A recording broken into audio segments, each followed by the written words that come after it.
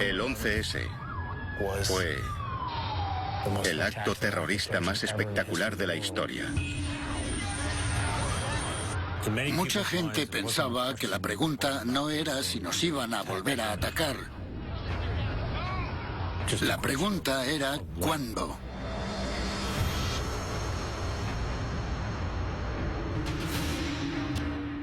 Una parte de nuestra responsabilidad era entender de qué forma llegaría la siguiente amenaza de Al Qaeda. FBI. ¿Qué horrores estaban aún por llegar?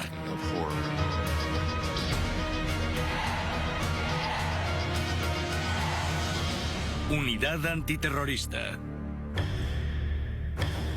En los meses posteriores al 11S, Al Qaeda estaba tramando un nuevo ataque.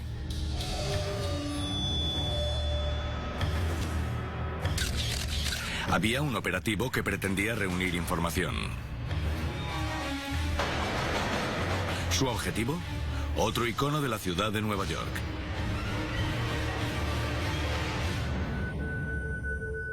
El puente de Brooklyn. Su trabajo consistía en vigilar el puente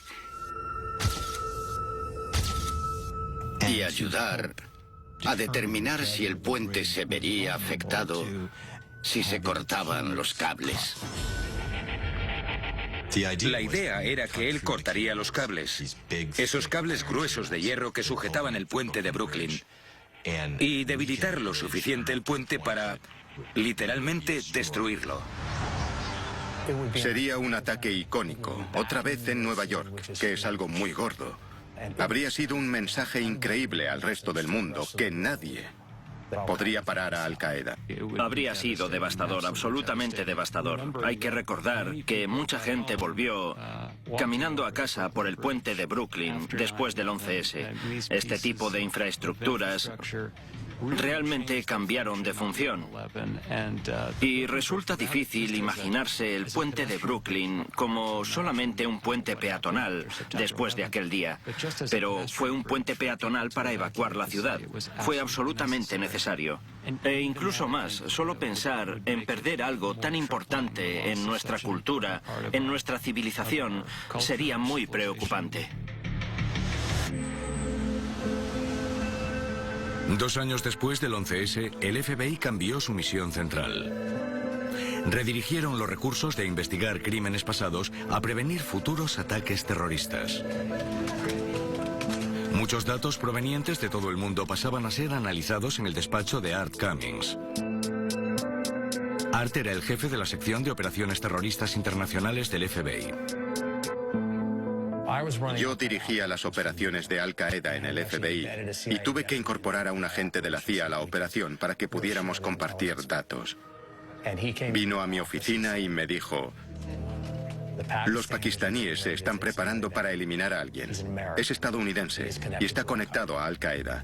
Un ataque contra un estadounidense en Pakistán. El objetivo del ataque era Majid Khan, un residente de Baltimore que estaba trabajando para Al Qaeda y que buscaba el servicio de inteligencia pakistaní.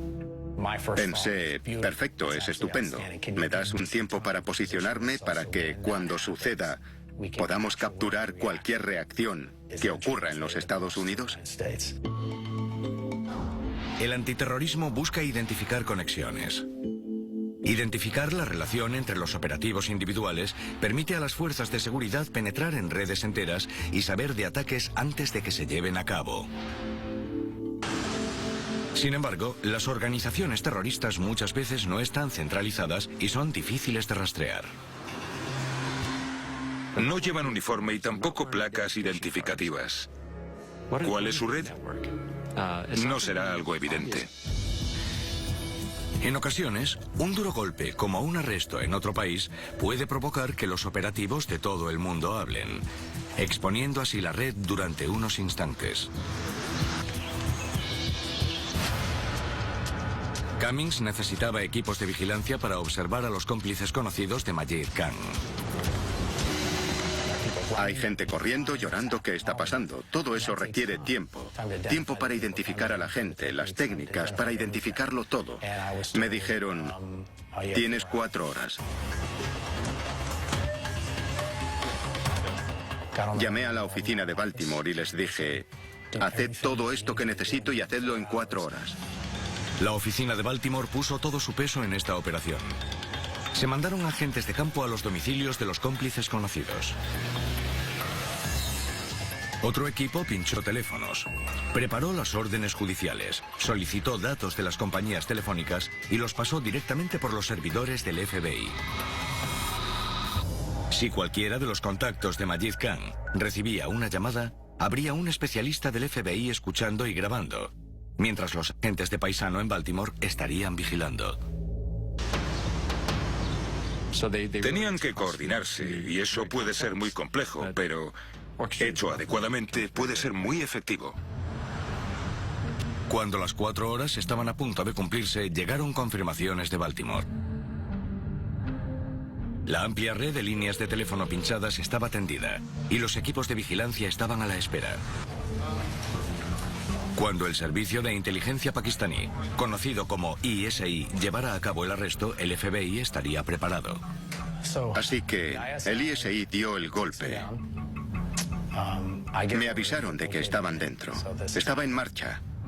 Y avisé a Baltimore, dije, atentos a ver qué conseguimos. Decenas de agentes de paisano esperaban en el exterior de los domicilios de los cómplices conocidos.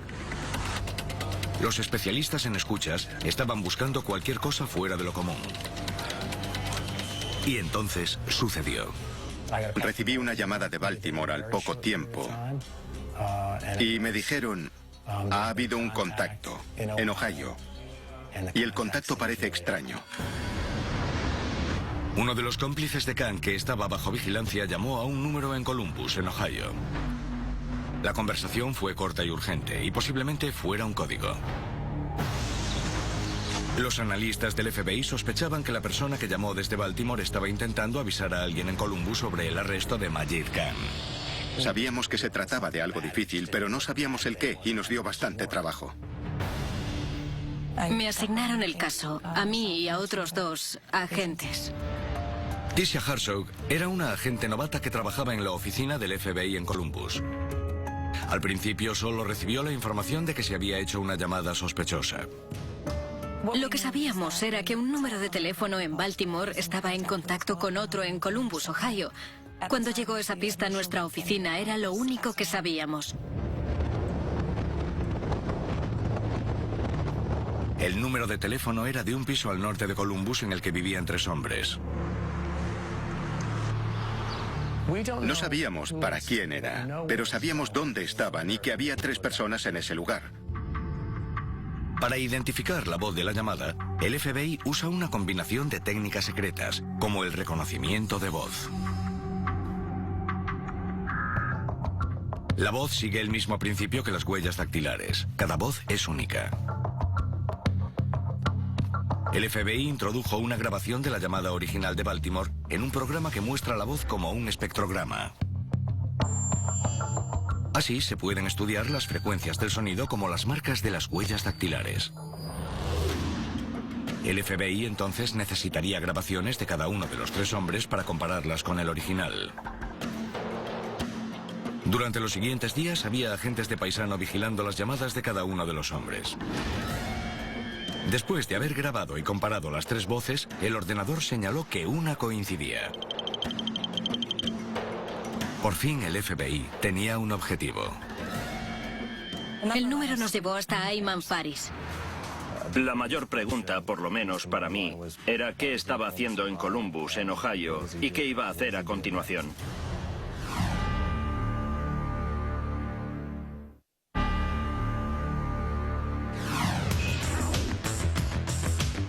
El FBI había interceptado una llamada sospechosa que implicaba a Al Qaeda y había seguido su rastro hasta un hombre en Ohio llamado Ayman Faris. Cuando nos centramos en Faris, nos preguntamos si había algo único o particular sobre él por lo que preocuparse, algo que no fuera la sospecha de estar conectado con Al Qaeda. Faris creció en Pakistán y emigró a los Estados Unidos en 1994. Al final se integró en una comunidad musulmana en el nordeste de Columbus. Ayman Faris definitivamente era una persona que llegó al país y parecía que este era su lugar. Se integró muy bien en la comunidad de Columbus. Se integró y se casó con una mujer americana. Su matrimonio era de alguna forma un típico matrimonio americano. Era divertido, joven y espontáneo. Le gustaba hacer cosas. Era un estilo de vida completamente diferente. Era como hacer un viaje sin tener que ir a ningún sitio. Geneva Bowling creció en el Medio Oeste y era la hija de un predicador pentecostal. Conoció a Faris en la gasolinera donde éste trabajaba. Nos casamos en 1994 en la pequeña mezquita que hay en Riverview Drive. Parecía que el Islam era bastante importante, pero no tan fundamental como para otros. Él prefería llevar vaqueros y camisetas. Le encantaba el estilo de vida americano, ya sabes, el dinero, los deportivos, le gustaban las mujeres, esas cosas que hacemos en los Estados Unidos. Algunos de los otros hermanos musulmanes que vi eran mucho más devotos de lo que creía que era Ayman. Su mejor amigo, Christopher Paul, transmitía algo muy intenso. Venía de visita a casa después de que nos casáramos. Solía visitarnos. Normalmente se iban solos al dormitorio a hablar. Casi siempre hablaban en árabe. Pensaba que estaban hablando de temas como su fe. Creo que nunca pensé demasiado en qué estarían hablando. A primera vista, Faris parecía vivir la historia de éxito de un inmigrante en los Estados Unidos. Tenía una familia, se había convertido en ciudadano de los Estados Unidos por su matrimonio y había empezado un negocio como camionero de largas distancias. Faris era camionero, lo que le proporcionó movilidad por todo el país. Tenía una licencia para transportar mercancías peligrosas. Esto no es raro, pero preocupa un poco. La licencia para transportar mercancías peligrosas le permitía transportar de forma legal mercancías como combustible, agentes biológicos y material explosivo. Para Cummings esto era una combinación preocupante. Nos queríamos aproximar a Ayman Faris por dos vías paralelas. Por una parte, tendríamos un problema como en una operación. ¿Cuál es el riesgo? ¿Cuál es la amenaza? ¿Cuánto tiempo tenemos hasta tener que retirarlo de la circulación? Y después, si realmente está tan bien conectado, ¿podemos aprovecharlo? Si Ayman Faris, pakistaní de Cachemira, era peligroso, el FBI tenía la obligación de detenerlo antes de que pudiera perpetrar un ataque. Sin embargo, si Faris formaba parte de una célula terrorista, representaba una oportunidad para el FBI de obtener más datos. Dejándolo en libertad, el FBI podía estudiar sus movimientos y con quién se asociaba. Era un juego arriesgado, y el éxito requería una coordinación perfecta. Queríamos jugar con Faris todo el tiempo que pudiéramos, pero cuando acabáramos con él queríamos meterlo en la cárcel. La vigilancia física era importantísima en un caso como este. Para que Cummings se pudiera arriesgar a dejar a Ayman Faris en libertad, tenía que estar vigilado en todo momento por un agente. Una vigilancia física a las 24 horas del día son palabras mayores. Hay que controlar con sumo cuidado cuánto contacto puede haber con los equipos de vigilancia, porque si hay demasiado contacto hay que suponer que les han pillado. Resulta muy difícil que una persona recuerde muchas caras, sobre todo si cambian de ropa de forma regular. La vigilancia física se limita a una visión directa. Y hay lugares a los que los agentes de incógnito no pueden acceder. En esos casos, el FBI utiliza medios de vigilancia electrónicos. Hay técnicas de escucha de alta fidelidad que permiten a los agentes escuchar a un sospechoso casi en cualquier sitio. Estas tecnologías son secretas y el FBI no las comenta. Pero fuentes confirman que una de ellas convierte el teléfono móvil del objetivo en un micrófono oculto. Los agentes pueden activar casi cualquier móvil de forma remota y transmitir lo que se dice directamente a sus servidores. incluso si está apagado.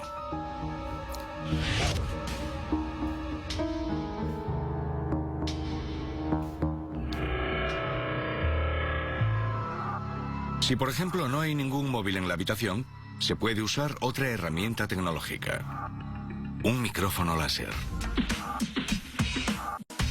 Este aparato emite un rayo láser que recoge las vibraciones que después se pueden convertir en audio. Si dirigen el haz a una ventana, puede detectar las vibraciones que se producen en el cristal al hablar. Las vibraciones rebotan hasta un receptor que convierte el haz en audio, permitiendo así que los agentes escuchen las conversaciones que tienen lugar en el interior. No hay ningún lugar en la Tierra en el que no te puedan observar cada día, y creo que si lo hay, se irá reduciendo cada vez más rápidamente. De momento, el FBI había vigilado todos los movimientos de Faris. Conocía su ritmo y había identificado a sus cómplices. Pero no había conseguido la pista que necesitaba. Aún no sabía qué pretendía Faris. Sabíamos que era peligroso, pero no teníamos información nueva por medio de la vigilancia. Después de 10 días vigilándole, Faris salió de casa con una maleta pequeña. Se subió al coche y se dirigió a la autopista. Un equipo de incógnito le siguió en dirección sur hacia Cincinnati. El FBI decidió que era el momento de salir de la sombra y hablar cara a cara con él. Era una oportunidad muy buena para entrevistarlo y hablar con él. El equipo aprovechó la oportunidad cuando Faris se registró en un hotel. Tisha Harshaw y su compañero tenían que mostrar la mezcla perfecta entre autoridad y carisma para que el sospechoso hablara con ellos.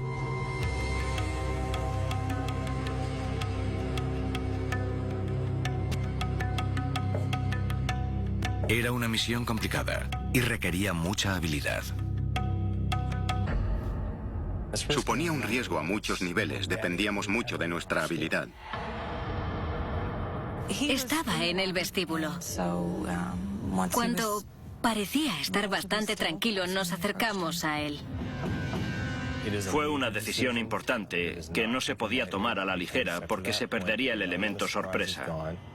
O nos acercábamos a él o lo arrestábamos. Nos presentamos. Le dijimos que trabajábamos para el FBI y le preguntamos si tenía un momento para hablar con nosotros. Era la apuesta que decidimos hacer. Envías a los mejores para que hablen con él y juegas tus bazas.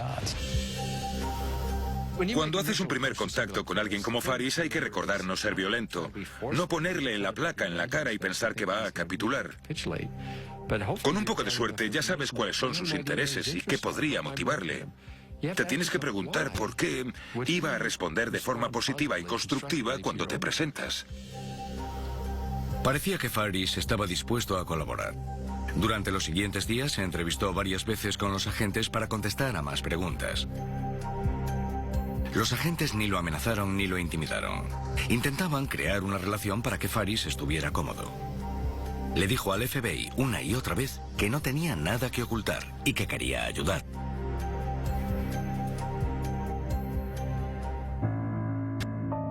Había algo que no cuadraba.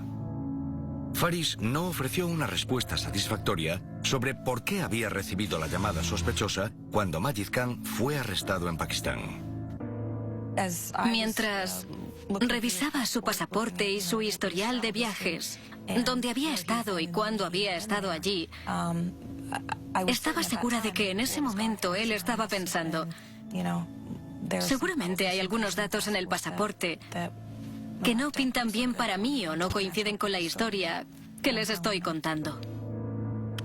Cuando hablas con los malos, esperas mentiras, casi siempre. Empieza así. Mientras el FBI intentaba distinguir la verdad de la ficción, llegó una información crítica a través del contacto de la CIA de Cummings y lo cambiaría todo.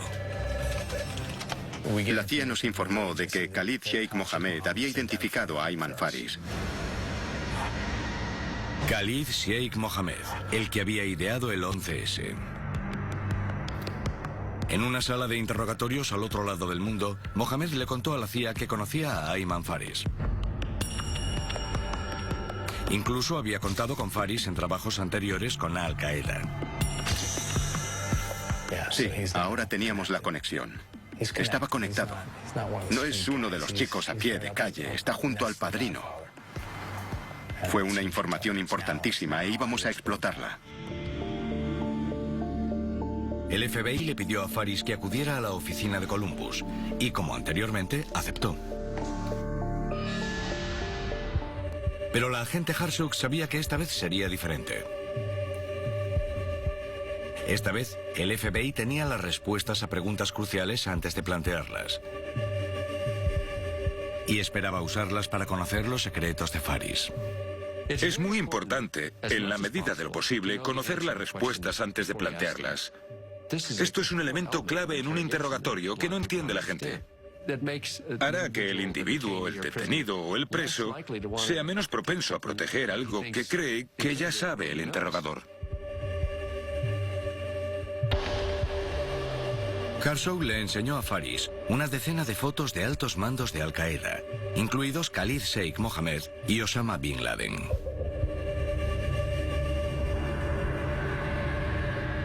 Le preguntó si había hablado con alguno de estos hombres. Faris dijo que no. Harsuk le comentó que no era ninguna coincidencia que le estuviera enseñando esas fotos. Finalmente, le preguntamos si quería hacer la prueba del polígrafo para aclarar todo esto y aceptó. El polígrafo sigue siendo un tema muy controvertido porque hay toda una historia de operaciones en la que no ha funcionado. Pero si alguien está completamente seguro de que será eficaz para detectar una mentira, se puede usar. Le dejamos a solas cuando fuimos a hablar con la persona del polígrafo. Uno de los agentes pasó por ahí y Ayman estaba golpeando la puerta. Tengo que hablar contigo.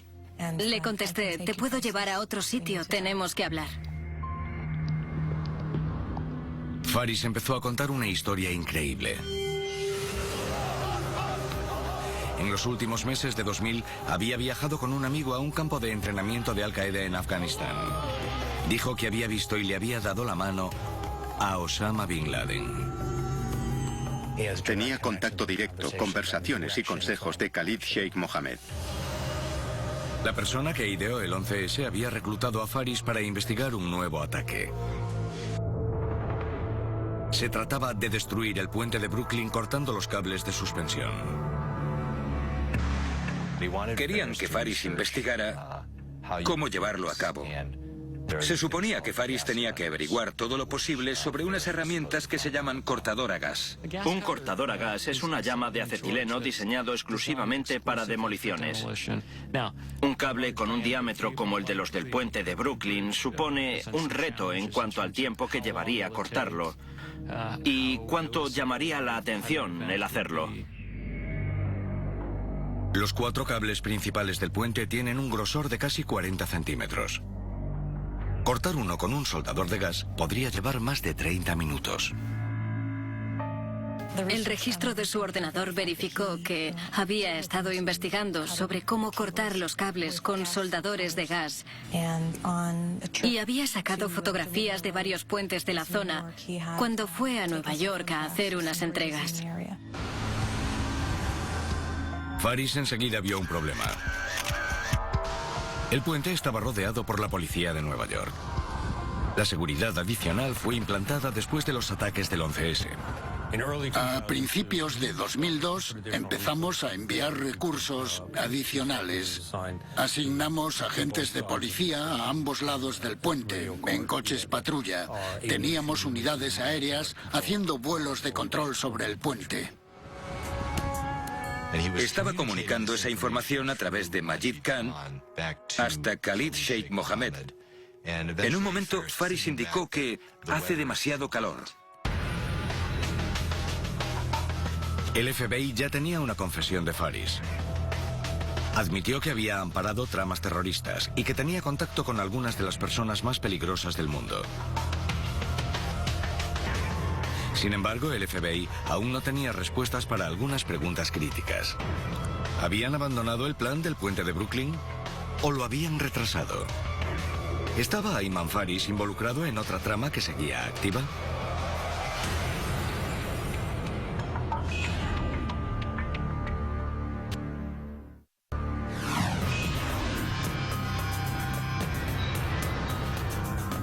Ayman Faris admitió en 2002 que había investigado sobre cómo destruir el puente de Brooklyn. El FBI quería averiguar si el puente seguía siendo un objetivo y si había otros ataques previstos. La pregunta crítica que se plantea en cualquier investigación antiterrorista es si tienen o no conocimiento de cualquier amenaza inminente. Es una pregunta que no desaparece nunca. Faris insistió una y otra vez en que no sabía nada de planes activos. El FBI no estaba convencido. Entender cómo detectar una mentira es crucial porque eso también es inteligencia. Aceptar cualquier cosa que te digan es un error. El contacto visual es seguramente uno de los elementos más mal interpretados en la detección de una mentira en general.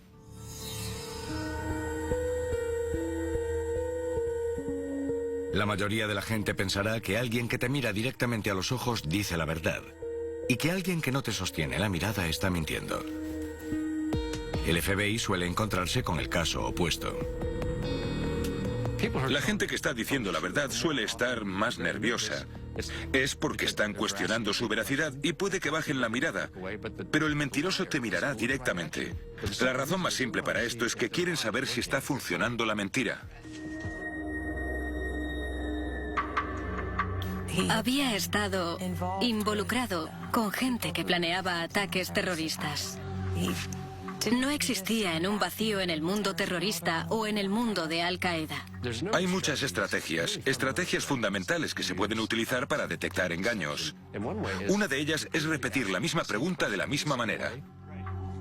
Porque en el transcurso de varias horas, o incluso días, es poco probable que recuerde lo que ha dicho. Entre el 20 y el 26 de marzo, Harshaw le pregunta una y otra vez a Faris si está planeando un ataque en los Estados Unidos. Él contestaba que no, pero Harshaw estaba convencida de que ocultaba información. Le preguntó cuántos de sus amigos estaban involucrados en la trama. Contestó que no sabía nada de ninguna trama.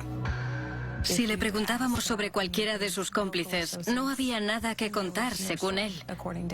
Realmente no había nada que contar. Intentaba alejarse de ese tema. Harshaw sabía que estaba consiguiendo que Faris se abriera. Poco a poco siguió ganándose su confianza, mediante pequeños actos bondadosos. Interpretamos muchos papeles. Hicimos su colada, le ayudamos con su tratamiento médico. Ahí estábamos, el FBI con un equipo conjunto antiterrorista. Teníamos nuestras propias ideas y sentimientos sobre los terroristas y teníamos que ir con mucho cuidado. Teníamos que caerle bien. La empatía auténtica es la cualidad más importante para cualquier interrogador. Si entras a un interrogatorio y escuchas, y me refiero a escuchar de verdad al individuo, te contará exactamente cómo someterle. Ya fuera por un deseo genuino de ayudar o por aprovechar una oportunidad egoísta, Faris finalmente le dio al FBI exactamente lo que estaba buscando. Él, al final, admitió que había otras 2 personas con las que había tenido una conversación, no mucho antes de que nos acercáramos a él, sobre cometer un ataque terrorista en un centro comercial de la ciudad. Era una idea aterradora. No era un ataque sobre un edificio emblemático, sino sobre gente que estaba de compras y que no sospechaba nada, en un lugar que visitan los americanos a diario. En el centro del plan estaban 2 amigos de Faris de la mezquita, Christopher Paul y Nuruddin Abdi. Ayman Faris nos dio la información de que tenían la voluntad de participar de forma activa en ataques violentos en los Estados Unidos y contra la población americana. Faris describió una reunión delante de una cafetería. Los tres estaban discutiendo la invasión estadounidense de Afganistán. La conversación se calentó y Abdi empezó a hablar de devolver el golpe. Nureddin Abdi urdió un plan para un ataque terrorista y había presentado un supuesto en el que irían a un centro comercial con armas automáticas. Les preocupaba que una persona enfadada entrara en un centro comercial abarrotado con una AK-47 y ocasionara un mini 11S. Teníamos que centrarnos en unos cuantos malos más y en más posibles operaciones. El FBI decidió alejar a Faris de Ohio y de sus cómplices. Le dijeron, creemos que aquí ya no estás seguro. Corres peligro. Por tu seguridad creemos que deberíamos llevarte a otro lugar. Él dijo, vale, vamos a otro sitio. Así que le subieron a un avión del FBI y se lo llevaron a Quantico, en Virginia, donde el FBI tiene un complejo. Después del vuelo a Quantico, Faris estaba completamente en poder del FBI. Pero había algo por lo que preocuparse. La amenaza del ataque en un centro comercial le dio otro sentido de urgencia a la operación.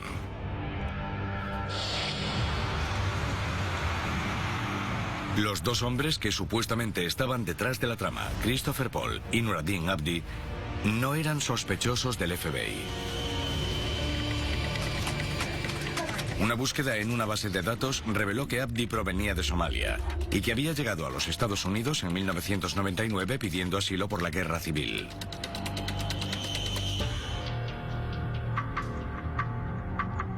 Encontraron a Abdi al día siguiente y le hicieron muchas preguntas. Dijo que era musulmán y que los musulmanes no creían en ningún tipo de violencia. Desde ese momento, Abdi estuvo en el punto de mira del FBI. El tercer hombre, Christopher Paul, nacido en Ohio, era el que más preocupaba al FBI. Una de las principales razones por las que Christopher Paul daba miedo es porque volaba muy por debajo del radar. Al principio sabíamos muy poco sobre Christopher Paul. Cuando reunimos información sobre él y sus viajes, supimos que había hecho en varias ocasiones intentos de que le entrenara a Al-Qaeda. Averiguamos que había hablado también de Al-Qaeda, que iba más allá de ser alguien que fuera un aspirante o que estuviera hablando por hablar. A través de nuestra investigación, supimos que Christopher Paul no era un mero simpatizante de Al-Qaeda, sino que tenía la intención y también los datos y las posibilidades de ser muy peligroso bajo las órdenes de Al-Qaeda. Geneva Bowling, la exmujer de Ayman Faris, recuerda las veces que Paul estuvo en su casa. Describiría a Christopher como un devoto. Se tomaba su fe muy en serio, muy en serio. El Islam se había convertido en lo más importante para él. Paul había luchado en la guerra civil afgana, un conflicto que había atraído a otros seguidores de todo el mundo con las mismas ideas, incluido Osama Bin Laden, que había formado Al-Qaeda solo unos años antes de que Paul se uniera a la causa. Cuanto más indagaba el FBI, más certeza había de que Christopher Paul era una figura central en la red terrorista. Nos preocupaba mucho, seguramente más que Nureddin Abdi, a pesar de que el comentario sobre un tiroteo en el centro comercial se atribuía a Abdi. Y esa era la razón por la que habíamos ido primero a por Abdi, para usarlo para presionar a Christopher Paul. Sí, tenían mucho interés en Paul, pero pensaban que Faris no les estaba contando toda la verdad, que era un buen amigo de Paul y que estaba intentando protegerle. Eso es lo que pensaban. El FBI aún no tenía ninguna prueba contra Abdi o Paul. Para poder arrestarle, necesitaban más que el relato de Faris. Con la posibilidad de que hubiera un ataque sobre un centro comercial de Columbus, se les terminaba el tiempo. Teníamos información sobre una amenaza. Lo que no sabíamos era si tenían previsto el lugar ¿Tenían acceso a las armas que querían usar? ¿Cuándo lo harían? Los equipos especiales de la policía entraban en los centros comerciales de Columbus después de que todo el mundo se hubiera marchado. Entraban con perros para rastrear en busca de explosivos. Entraban equipos del SWAT y agentes del FBI completamente armados y registraban todo de arriba a abajo. Había muchos centros comerciales, sería uno grande o uno pequeño. El número de objetivos potenciales era extraordinario. Tenían que tomarse la amenaza muy en serio. Sabían que no tenían otra alternativa.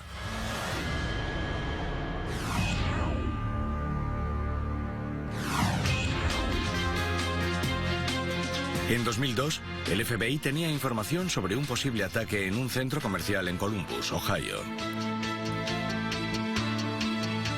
Los equipos del SWAT hacían redadas nocturnas. Buscaban bombas y armas sin que la población se enterara.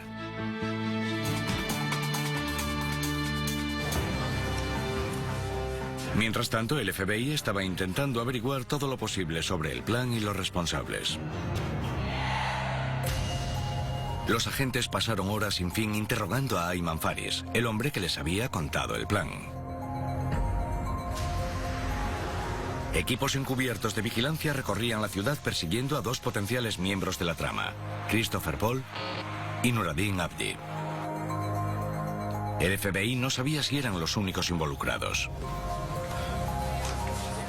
No sabíamos si había más Ayman Faris o Nureddin Abdi o Christopher Paul por ahí. Queríamos asegurarnos de que el FBI estuviera en la mejor posición posible.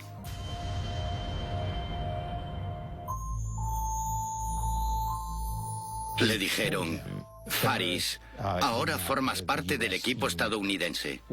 Estaba cooperando porque le habían asegurado que no le acusarían, que solo les interesaba la información. Técnicamente, Faris era un hombre libre, aunque tenía pocas opciones. Creo que por entonces Faris realmente asumía la idea de que estaba cooperando y ayudando al FBI, que formaba parte del equipo. Creo también que literalmente le resultó muy difícil marcharse. Irse por su propio pie de allí, simplemente salir caminando de Quantico, era muy difícil. No podía irse, pero no estaba arrestado. Oficialmente era un huésped en Quantico. La investigación de los centros comerciales se prolongó ese verano. Había agentes secretos que seguían todos los pasos de Abdi y de Paul. Pero no encontraron apenas información que pudiera incriminarles. En ese momento, Christopher Paul y Nureddin Abdi eran conscientes del hecho de que Ayman Faris ya no formaba parte del plan. Se comportaban de tal forma que no revelaban demasiada información. El FBI no tenía pruebas suficientes para detenerlos. Pero ambos sospechosos suponían un peligro demasiado grande como para dejarles en libertad. Christopher Paul había nacido en los Estados Unidos y Abdi era un inmigrante en busca de asilo político. El FBI decidió ir primero a por Abdi. El plan consistía en encontrar un problema en la ficha de inmigración y deportarle. Y entonces ver qué tipo de presión le supondría eso a Paul. Mientras el FBI montaba el caso, el verano dio paso al otoño. Y de pronto se acercaba el día después de Acción de Gracias. El día de compras más importante del año. Me preocupaba que Nureddin Abdi pudiera actuar por ser un día simbólico, en el que podrían llevar a cabo el plan con el mayor impacto posible.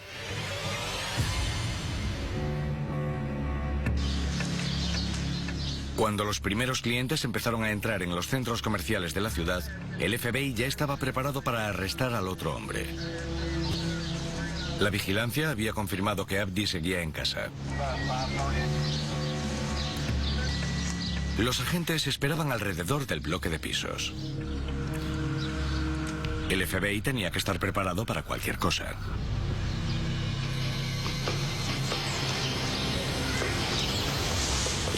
¡Alto, FBI! ¡Alto, FBI! Tranquilícese.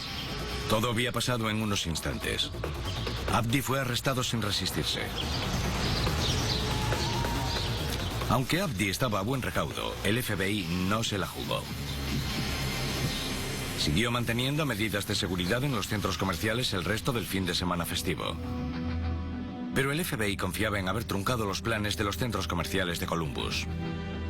Después de detener a Nur-ad-Din Abdi, Christopher Paul seguramente sabía que estaba en el punto de mira y actuó en consecuencia.